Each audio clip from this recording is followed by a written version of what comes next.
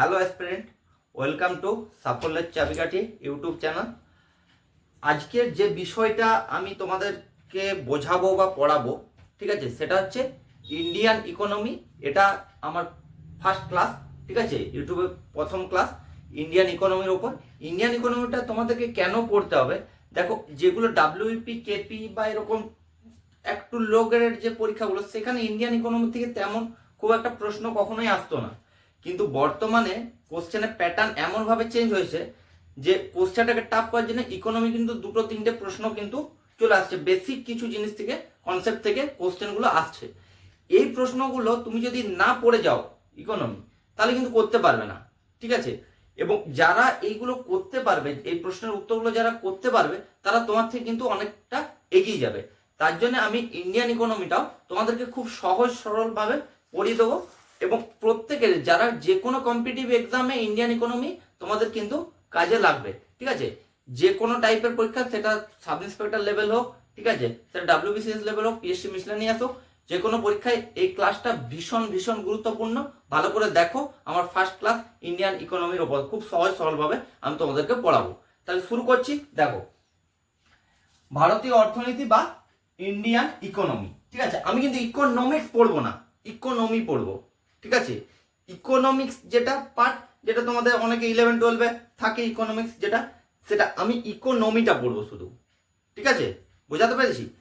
আচ্ছা, এখান থেকে দেখো দুটো জিনিস প্রথমে জানতে হবে, সেটা হচ্ছে ফাদার অফ ইকোনমিক্স, ঠিক আছে। ফাদার অফ ইকোনমিক্স, এটা পরীক্ষার প্রশ্ন আসে, তার জন্য আমি দুটো জিনিস লিখে দিয়েছি। এটা কাকে বলে? তার নাম হচ্ছে অ্যাডাম স্মিথ।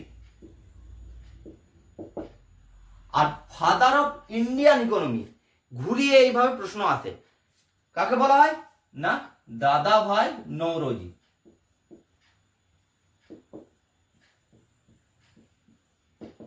তাহলে ফাদার অফ ইকোনমিক্স হচ্ছে অ্যাডাম স্মিথ, আর ফাদার অফ ইন্ডিয়ান ইকোনমি হচ্ছে দাদাভাই নওরোজি। দাদাভাই নওরোজির লেখা বইয়ের নামটি কি? যেটা ইন্ডিয়ান ইকোনমির উপর লেখা বই, যেটা ব্রিটিশ রুল যখন ছিল, সেটা তোমরা কমেন্ট বক্সে জানাবে। দেখো, এরপর ইকোনমি বলতে কি বুঝি, ঠিক আছে। ইকোনমি জিনিসটা কি সেটা দেখো, আমি বলছি, ভালো করে বুঝিয়ে দিচ্ছি। দেখো, স্বল্প অথবা মূল্যবান সম্পদগুলি চিহ্নিতকরণ ও তাদের যথাযথ সৎ ব্যবহার এবং পণ্য ও পরিষেবা উৎপাদন এমনভাবে করা যাতে লাভের পরিমাণ ন্যূনতম ও সামাজিক উন্নয়নকে সর্বোচ্চ করা যায়। তার মানে কি? আমাদের প্রাকৃতিক বিভিন্ন যেসব সম্পদ আছে, সেই সম্পদগুলো কিভাবে আমরা ইউটিলাইজ করব, ঠিক আছে, কিভাবে ইউটিলাইজ করলে সেখান থেকে আমি বেশি পণ্য বা পরিষেবা পাবো, ঠিক আছে, কম জিনিস থেকে আমি বেশি পরিমাণ পণ্য পরিষেবা পাবো, এবং যার ফলে আমার লভ্যাংশ কম থাকলেও আমার সামাজিক উন্নয়ন বেশি হবে। সেটাই ইকোনমির মূল লক্ষ্য, ঠিক আছে। তাহলে ইকোনমির মূল লক্ষ্য বোঝাতে পেরেছি। কম পরিমাণ প্রাকৃতিক সম্পদ ব্যবহার করে বেশি পরিমাণ উৎপাদন, পরিষেবা এইগুলো দেওয়া, তার সঙ্গে সঙ্গে সামাজিক উন্নয়ন। এটা নয় যে পরিষেবা বেশি পরিমাণ দিতে যে সামাজিক উন্নয়নটা আমার লো গ্রেড হয়ে গেল, যেখান থেকে আমি অনেক প্রফিট নিয়ে নিলাম, ঠিক আছে। লভ্যাংশ কম রেখে সামাজিক উন্নয়ন করা, এটা হচ্ছে ইকোনমির মূল লক্ষ্য। ক্লিয়ার? এরপরে দেখো, এই অর্থশাস্ত্র বা ইকোনমিক্সকে দুটো ভাগে ভাগ করা যায়। একটাকে বলে মাইক্রো ইকোনমিক্স বা ক্ষুদ্র অর্থনীতি, আর একটা হচ্ছে ম্যাক্রো ইকোনমিক্স বা বৃহৎ অর্থনীতি। এই দুটো জিনিস কি নতুন টার্ম, কারণ তোমরা যেহেতু ইকোনমিক্স পড়োনি, তার জন্য আমি ভালো করে বলে দিচ্ছি খুব সহজভাবে। তাহলে হচ্ছে ক্ষুদ্র মানে ছোট, মানে ছোট জায়গার অর্থনীতিটা হচ্ছে মাইক্রো ইকোনমিক্স, আর কোন একটা বড় জায়গার অর্থনীতি সেটা হচ্ছে ম্যাক্রো ইকোনমিক্স। তো এক্সাম্পল দিয়ে বোঝায়, ধরো কোনো একটা বাড়ি, ঠিক আছে, সেখানে হয়তো 4 জন মেম্বার বা 5 জন মেম্বার আছে, তাদের যে ইকোনমিক্স, সেখানে কতজন ইনকাম করে, ধরো সেই ফ্যামিলি থেকে 2 জন ইনকাম করে, তারা কত করে ইনকাম করে, তারা সেই ইনকামটা কিভাবে ইউটিলাইজ করে, ঠিক আছে, কত পরিমাণ খরচা করে, কত পরিমাণ সেভিংস করে, এই যে ইকোনমি, এটা হচ্ছে মাইক্রো ইকোনমি, ঠিক আছে। বা কোনো একটা পার্টিকুলার দোকানের ইকোনমি, শপের ইকোনমি, সেটা হচ্ছে মাইক্রো ইকোনমি। আর বৃহৎ অর্থনীতি বা ম্যাক্রো ইকোনমিক্স কি না, ম্যাক্রো ইকোনমিক্স হচ্ছে একটা দেশের ইকোনমিক্স, বৃহৎ একটা দেশ বা একটা রাজ্যের, ঠিক আছে, সেটা ইকোনমি। এইটা আমি যেটা মানে পড়াবো তোমাদেরকে মেনলি, বা আমাদেরকে পড়তে হবে, সেটা হচ্ছে এইটা। ম্যাক্রো ইকোনমিক্স বা বৃহৎ অর্থনীতি। এবং এইটা কিভাবে নির্ধারণ করা হয় তুমি পড়বে, পরবর্তীকালে আমি পড়াবো, সেটা হচ্ছে জিডিপি, জিএনপি, এইসব টার্মগুলো, gross domestic product, gross national product, ঠিক আছে, এইসব জিনিসগুলো দ্বারা এইটাকে নির্ধারণ করা হয়। এই বৃহৎ অর্থনীতিটা কিভাবে হয় সেটা হচ্ছে জিডিপি, জিএনপি, এইসব টার্মগুলো আমি কিন্তু পড়াবো, যখন ন্যাশনাল ইনকাম পড়াবো তখন এইগুলো পড়াবো। তাহলে যে বেসিক জিনিসগুলো জেনে নাও। তাহলে অর্থনীতিকে মোট দুটি ভাগে ভাগ করা গেছে, একটা হচ্ছে মাইক্রো ইকোনমিক্স, একটা হচ্ছে ম্যাক্রো ইকোনমিক্স। এরপরে হচ্ছে দুটো জিনিস পড়বো, দুটো টার্মে খুব ইম্পর্টেন্ট, একটা হচ্ছে ইকোনমিক গ্রোথ আর হচ্ছে ইকোনমিক ডেভেলপমেন্ট। দুটোর মধ্যে ডিফারেন্সটা তোমার খুব ভালো করে জানতে হবে। একটা হচ্ছে অর্থনৈতিক বৃদ্ধি, একটা হচ্ছে অর্থনৈতিক বিকাশ, ঠিক আছে। তাহলে অর্থনৈতিক বৃদ্ধি বা ইকোনমিক গ্রোথটা কি, দেখো, একটি নির্দিষ্ট সময় ধরে দেশের প্রকৃত আয়, দেখো আমি তো বলছি কি পড়াবো আমি, ম্যাক্রো ইকোনমিক্স, ওই জন্য দেশের, ঠিক আছে, আমি দেশের ইন্ডিয়ান ইকোনমি পড়ছি। তাহলে দেশের প্রকৃত আয়, জাতীয় আয়, জাতীয় জিডিপি যেটা, ও মাথাপিছু আয়ের ক্রম বৃদ্ধি, ঠিক আছে। ধরো আজ হচ্ছে 2025 সাল, 2026 সালে ধরো 25 সালে মাথাপিছু আয়, ধরো আমাদের 130 কোটি মানুষ, তাদের মাথাপিছু গড় আয় ধরো সাপোজ প্রতিদিন ধরো 500 টাকা, ঠিক আছে। এরপর 2026 সালে যদি সেটা 525 টাকা হয়, তার মানে কি, তাহলে আমার কি হলো না, অর্থনৈতিক বৃদ্ধি বা ইকোনমিক গ্রোথ হলো। কারণ কি 500 থেকে 525 হয়েছে মাথাপিছু আয়টা, ঠিক আছে। বা জিডিপির গ্রোথ হয়েছে, ধরো 2% গ্রোথ হয়েছে জিডিপি এই বছর থেকে পরের বছর, তাহলে সেক্ষেত্রে আমার কি বলবো, আমি অর্থনৈতিক বৃদ্ধি বা ইকোনমিক গ্রোথ হয়েছে। ক্লিয়ার? আচ্ছা, এই অর্থনৈতিক বৃদ্ধিটা বলছে প্রাকৃতিক সম্পদের অবক্ষয়ের উপর এর প্রভাব পড়ে না। ভালো করে জানবে, এটাই মেনলি ডিফারেন্ট ইকোনমিক ডেভেলপমেন্ট আর ইকোনমিক গ্রোথের মধ্যে। পরিণামে দূষণ ও রোগের প্রকোপ দেখা যায়, ঠিক আছে। তার মানে কি, আমার এখানে মূল লক্ষ্যটা কি, মূল লক্ষ্য হচ্ছে আমার দেশের যে মাথাপিছু আয় বা জাতীয় আয়টাকে ইনক্রিজ করা। সেক্ষেত্রে আমি দেখতে যাব না যে তার ফলে আমার পরিবেশ দূষিত হলো না, রোগের প্রকোপ বেড়ে গেল, হতেই পারে, কারণ আমি যদি বেশি পরিমাণ কলকারখানা করি, শিল্প করি, যেখান থেকে আমার জিডিপি বেশি আসবে, সেক্ষেত্রে পরিণামে দূষণ হতে পারে, রোগের প্রকোপ বাড়তে পারে। সেটা কিন্তু ইকোনমিক গ্রোথের ক্ষেত্রে দেখা হয় না। আর ইকোনমিক গ্রোথ মানে কি, অর্থনৈতিক বৃদ্ধি সমান হচ্ছে মাথাপিছু আয়ের বাৎসরিক বৃদ্ধির শতাংশ হার, মানে বাৎসরিক কত শতাংশ বৃদ্ধি পেয়েছে মাথাপিছু আয়টা, যেটা বলছিলাম। ধরো 500তে কত পেয়েছিল, 25 টাকা, তাহলে 25 ডিভাইডেড 500 ইন্টু 100, তার মানে কত, 5%, সেক্ষেত্রে বৃদ্ধি পেয়েছে, ঠিক আছে। সেটা হচ্ছে অর্থনৈতিক বৃদ্ধি। তাহলে অর্থনৈতিক বৃদ্ধি কত হলো, 5%, যদি 500 থেকে 525 হয়। ক্লিয়ার? এরপরে দেখো অর্থনৈতিক বিকাশ বা ইকোনমিক ডেভেলপমেন্ট, এটা কি, এটি মাথাপিছু উৎপাদন ছাড়াও, মানে অর্থনৈতিক বৃদ্ধি ছাড়াও, এই ভাষাটা এটাই বলতে চাইছে। অর্থনৈতিক বৃদ্ধি ছাড়াও সাক্ষরতার হার, শিক্ষা ও স্বাস্থ্য ব্যবস্থার মান, গড় আয়ু, শিশু ও নারীদের বিকাশ ব্যবস্থা ইত্যাদির পর্যালোচনা করে।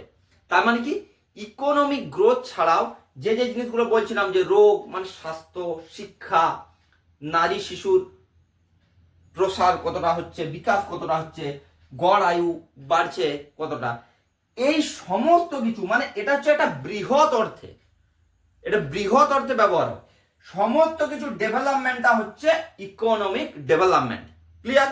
Economic development. তাই ইকোনমিক ডেভেলপমেন্ট ইকুয়াল টু অর্থনৈতিক বৃদ্ধি, মানে এটা থাকছেই, তার সঙ্গে যেটা থাকছে অর্থনীতির গঠনগত পরিবর্তন, ঠিক আছে। তাহলে economic development equal to economic growth plus অর্থনীতির গঠনগত পরিবর্তন, মানে কি, ওই যে শিক্ষা, স্বাস্থ্য, এই জিনিসগুলো, এইগুলোর পরিবর্তন, এগুলো কতটা আমার ডেভেলপ হচ্ছে, সেটা হচ্ছে ইকোনমিক ডেভেলপমেন্ট। দুটোর মধ্যে ডিফারেন্স বোঝা গেছে।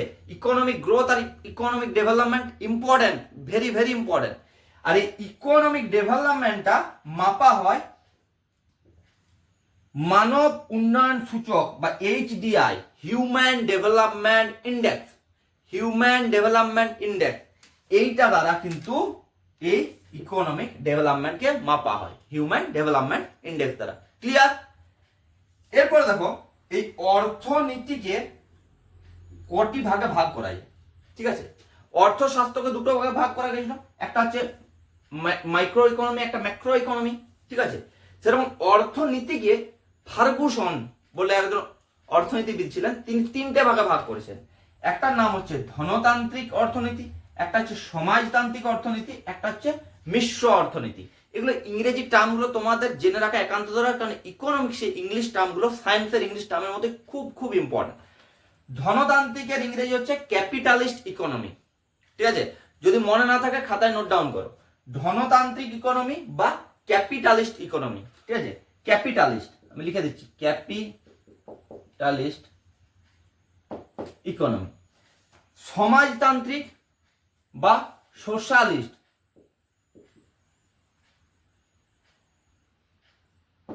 ইকোনমি, আর হচ্ছে মিশ্র অর্থনীতি বা মিক্সড ইকোনমি। তাহলে এই তিনটা জিনিস কি, ধনতান্ত্রিক ইকোনমি কি, সমাজতান্ত্রিক ইকোনমি কি, আর মিশ্র অর্থনীতি কি। দেখো, ধনতান্ত্রিক ইকোনমি মানে যেখানে মুক্ত বাজার। মুক্ত বাজার মানে কি, মানে সেই বাজারে গভর্নমেন্টের কোনো নিয়ন্ত্রণ থাকবে না। কোনো একটা কোম্পানি কোনো সার্ভিস দেবে, ঠিক আছে, তার বিনিময়ে সে যে মূল্য নির্ধারণ করবে সেটাই কিন্তু যে কোনো মানুষকে পে করতে হবে। তাহলে এক্ষেত্রে কি হবে, এই যদি ধনতান্ত্রিক ইকোনমি হয় সেক্ষেত্রে কি হবে, আমার জিডিপি জিএনপি এগুলো ঝড়ঝড় করে বাড়বে, ক্লিয়ার। কিন্তু প্রবলেমটা কোথায় হবে না, এই যে এই ইকোনমিক ডেভেলপমেন্ট কিন্তু হবে না, কারণ তারা কিন্তু সেই ব্যবসায়ীরা দেখতে যাবে না তার ফলে স্বাস্থ্যের কি অবনতি হচ্ছে না শিক্ষার অবনতি হচ্ছে, এইগুলো কিন্তু দেখতে যাবে না। তার মানে এখানে গভর্নমেন্টের কোনো কন্ট্রোল থাকছে না, সেটা হচ্ছে ধনতান্ত্রিক বা ক্যাপিটালিস্ট ইকোনমি, মুক্ত বাজার, ক্লিয়ার। নেক্সট হচ্ছে সমাজতান্ত্রিক বা সোশ্যালিস্ট ইকোনমি। আচ্ছা, ধনতান্ত্রিক এক্সাম্পল কি, যেমন হচ্ছে ইউএসএ, আমেরিকা, তাই জন্য ওদের এত ডেভেলপমেন্ট, ক্লিয়ার। এবং এটা কম লোক সংখ্যার ক্ষেত্রে, মানে একটা এরিয়াতে যত কম পরিমাণ, মানে জনগণ যত কম থাকবে সেটা অ্যাপ্লাই করা সবচেয়ে সুবিধা। আর এটা হচ্ছে সমাজতান্ত্রিক, সমাজতান্ত্রিক মানে সোশ্যালিস্ট ইকোনমি। এখানে কিন্তু সমস্ত কিছু গভর্নমেন্ট ঠিক করবে, ঠিক আছে। সমস্ত কিছু গভর্নমেন্ট মানে পাবলিক সেক্টর, সব কিছু প্রাইভেট বলে কিছু নেই, সমস্ত কিছু মূল্য নির্ধারণ করে কতটা কি ব্যবহার হবে সেটা হচ্ছে সমাজতান্ত্রিক ইকোনমি। এটা এক্সাম্পল হচ্ছে রাশিয়া, ঠিক আছে। তাহলে সমাজতান্ত্রিক ইকোনমিতে তাহলে কি হবে, জিডিপি জিএনপি হয়তো বিরাট কিছু না বাড়লেও এই যে ইকোনমিক ডেভেলপমেন্টের শিক্ষা স্বাস্থ্য এই মানগুলো কিন্তু ভালো থাকবে, ঠিক আছে। তাহলে দেখো, আমাকে তো দুটো জিনিসেই ভেবে চলতে হবে। একটা, আমাকে জিডিপি জিএনপি বাড়াতে হবে, মানে ইকোনমিক গ্রোথ করাতে হবে, তার সঙ্গে ইকোনমিক ডেভেলপমেন্টের এই যে অর্থনীতির গঠনগত পরিবর্তনও করতে হবে। মানে হচ্ছে ইকোনমিক ডেভেলপমেন্ট মানে হচ্ছে অর্থনৈতিক বৃদ্ধি প্লাস ওইটা, তার মানে ইকোনমিক গ্রোথটাও বাড়াতে হবে, তার সঙ্গে ওইগুলো বাড়াতে হবে। তার জন্য ভারতবর্ষ কি করলো, ভারতবর্ষ এই মিক্সড ইকোনমির কনসেপ্টটা নিল। তার মানে কি, মিক্সড ইকোনমি মানে কি, এখানে প্রাইভেট সেক্টরও যেমন থাকবে তেমন পাবলিক সেক্টরও থাকবে। যেমন ধরো বাসের ক্ষেত্রে, ঠিক আছে, তোমরা জানো আমাদের গভর্নমেন্ট এসবিএসটিসি বাসও চলে, এনবিএসটিসি বাস চলে, স্টেট গভর্নমেন্টের। তাই গভর্নমেন্ট বাসের পরিষেবা আমরা পাই, ঠিক আছে। আবার নন গভর্নমেন্ট বাসেরও পরিষেবা পাই। তার মানে এখানে কিছু গভর্নমেন্টের বাস আছে, কিছু নন গভর্নমেন্ট বা প্রাইভেট আছে, ঠিক আছে। আবার দেখো, ধরো মনে করো রেলওয়ে, ঠিক আছে, রেলওয়ে এখনো পর্যন্ত বর্তমানে পুরোটাই গভর্নমেন্টের আন্ডারে আছে।